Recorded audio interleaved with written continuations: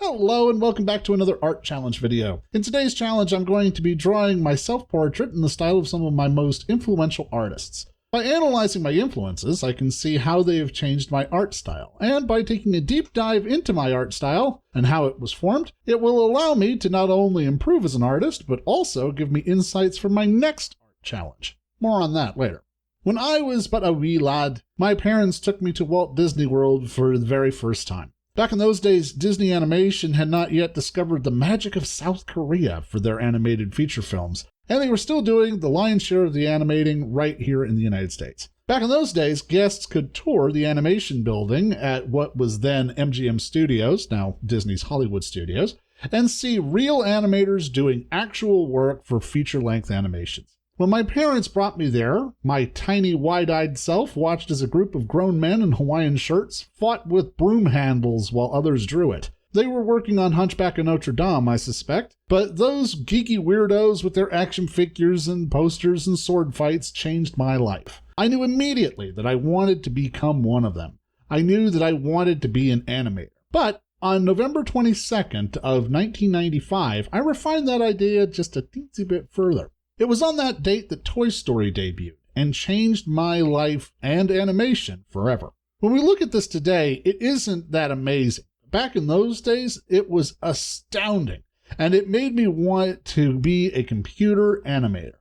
The Pixar style is an interesting one because it doesn't have any specific style per se. Humans in Pixar movies tend to have a certain type of look, and while I don't think the Pixar look is anything particularly groundbreaking in and of itself, the influence that Toy Story in particular had on my life cannot be understated. Needless to say, Disney had my childhood well in its grip, and I was fortunate enough to live during the Disney Renaissance period.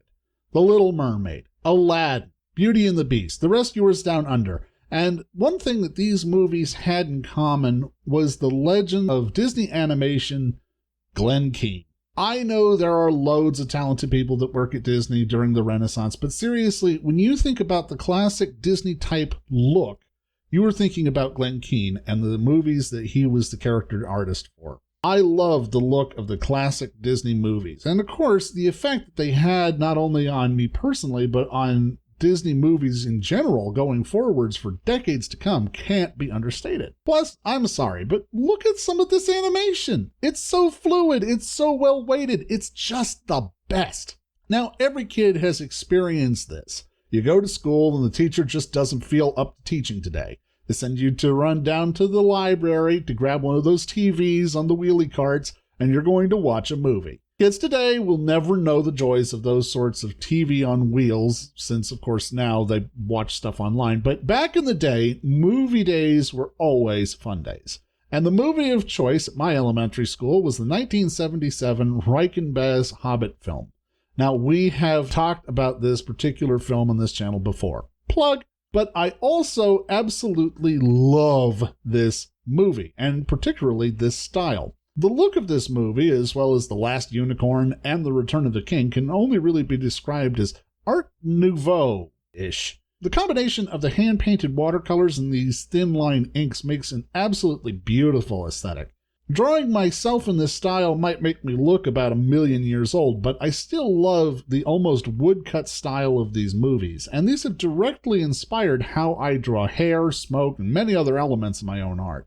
When I was a kid, I really enjoyed reading Calvin and Hobbes, and I read it almost every day in the newspaper. Bill Watterson was one of the greats. I particularly enjoyed the colored pages he did for the Sunday comics. The best thing about Bill Watterson for me is his strength of character. While I was at art school, I learned quite a bit about his struggle with the newspaper syndicates. Watterson refused to arrange his comics, which were more like illustrations than anything else, in a way that would be consistent from one paper to another. Watterson didn't like to include things like panel borders or to arrange his comics in the standard layout. He believed that the comics should be displayed the way he drew them, even though different newspapers use different layouts. Take a look at the last ever Calvin and Hobbes cartoon from December 31st, 1995. Loads of empty space, no standard layout, all primary colors. It is a perfect piece. It makes me so nostalgic to see it, and sad too, because I miss Calvin and Hobbes.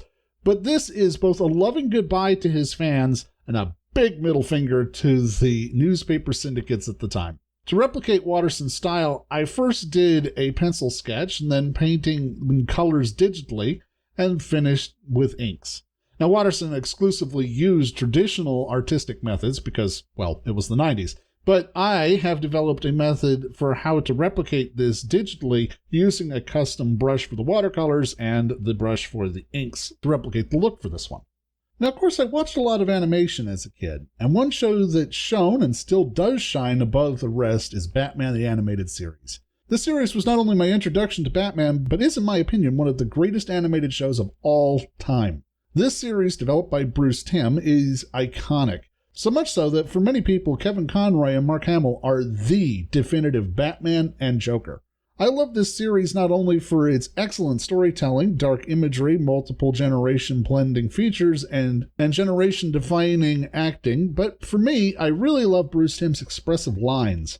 It turns out that a chisel-tip brush, quick, sure movements, and painting on a dark background can replicate the look of this amazing and distinguished series. Bruce Timm would of course go on to do other epic and iconic shows for DC, including Superman the Animated Series, Justice League Unlimited, Static Shock, and Batman Beyond.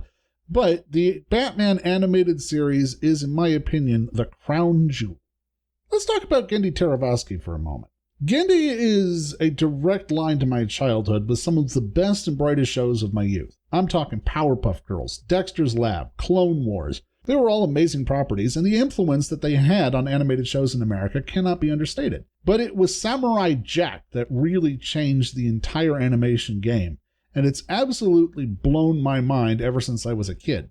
Samurai Jack first debuted on Cartoon Network on August 10th, 2001, and it changed everything. This is more like a work of art than a traditional cartoon. The characters and backgrounds were lineless, and the action was awesome. Look at this, it's beautiful! By this point, computers were in use, but most of these backgrounds are still being done by hand with watercolors, and they are magnificent. Genndy Tartakovsky is doing some absolutely incredible work, but even Season 5 of Samurai Jack, in my opinion, isn't as good as the original series. It's still excellent, but this is truly awesome. Can we talk about anime? Because I've been dying to talk to you about anime, and whoo boy, does it play a big part in my development.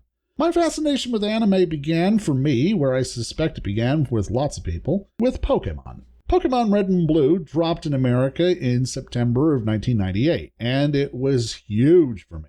Back in those days, that was the first video game I ever owned for the Game Boy Color. I fell in absolute love with this game, so much that I rented it back to back to back to back from Blockbuster. And for those kids who don't know, Blockbuster was a video store where you could rent VHS tapes of your favorite movies, assuming they had it, and video games.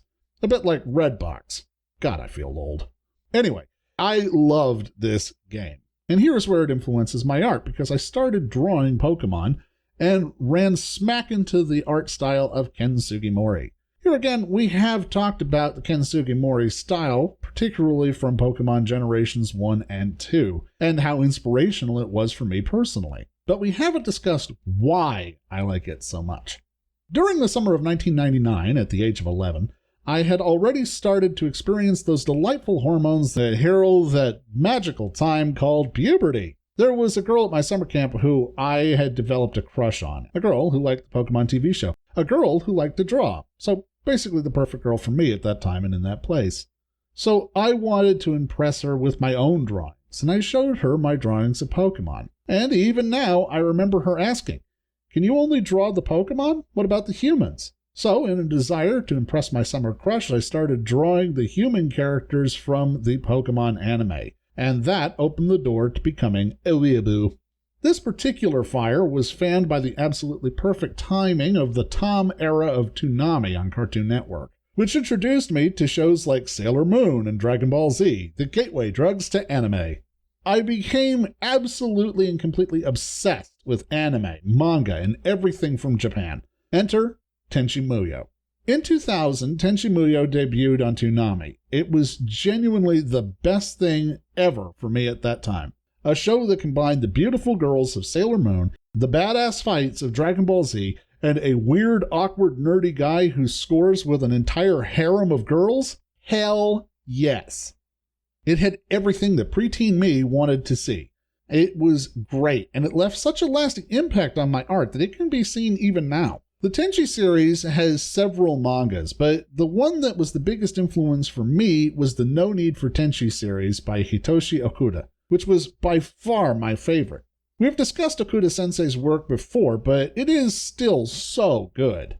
For my last art influence for today, this is a series that I actually was introduced to much later in life than the others. Even though Avatar: The Last Airbender debuted in Nickelodeon in February of 2005, I was a senior in high school by that point, and I wasn't able to devote as much time to anime, or more specifically, I found myself locked into some very long-term series that sucked up all of my free time. Naruto, One Piece, and Bleach are huge series, and great in their own ways, but there is no denying that they are very long.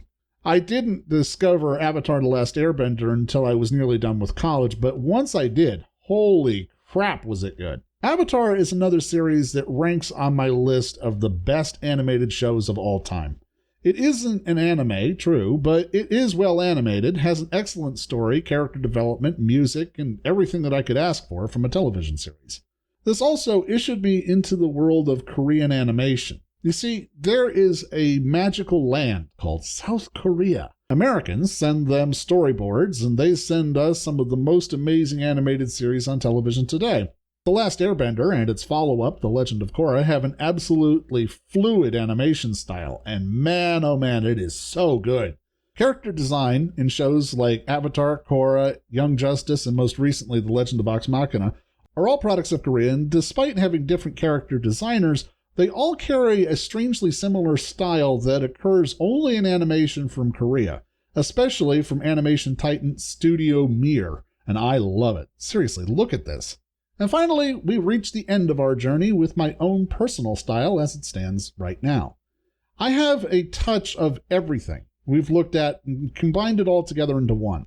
I draw faces using the techniques from the Korean animation studios mixed with traditional portraiture. My figures have the exaggerated movement and dynamism of animation from my animation background, with clean lines and bold colors. Hair and cloth fold and fly in weird amalgamations of Riken Bass and anime. The watercolor style of Bill Watterson and Ken Sugimori combine with the inking expressiveness of Bruce Timm. All of my favorite artists, and unsurprisingly, the ones who were most influential to me growing up, are represented in my art style. Adapted and combined everything I enjoy and continue to shape the work that I am doing. Thanks so much for watching as I ventured through this artistic journey down memory lane. It has been both nostalgic and informative, and it's going to be particularly important for me as my next art challenge will be doing. Tune in for the next art challenge video where I will be taking everything that we've learned in this video and completely throwing it out the window, because for next time, I'm going to be doing the opposite art challenge, where I will attempt to do the complete opposite of everything I normally do. Until next time, I'll see you later.